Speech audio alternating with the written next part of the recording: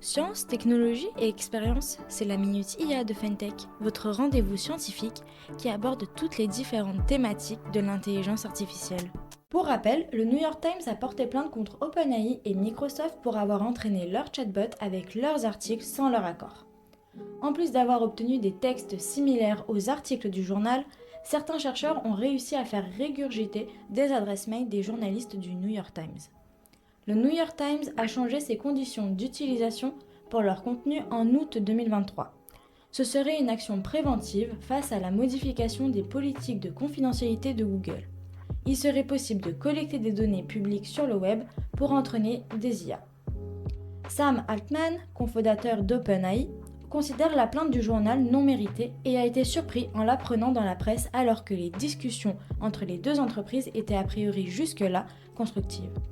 OpenAI a donc publié une lettre ouverte répondant à l'attaque du New York Times. Elle rappelle sa conformité dans l'utilisation de ces données, indique qu'OpenAI tente d'empêcher le problème de régurgitation d'informations et invite les utilisateurs à agir de manière responsable.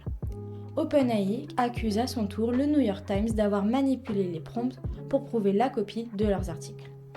C'est déjà la fin de ce podcast. Merci à tous ceux qui sont restés jusqu'ici. Je vous souhaite une très belle semaine. N'oubliez pas de liker, de vous abonner à notre chaîne YouTube et à notre page LinkedIn. À très vite dans la Minute IA.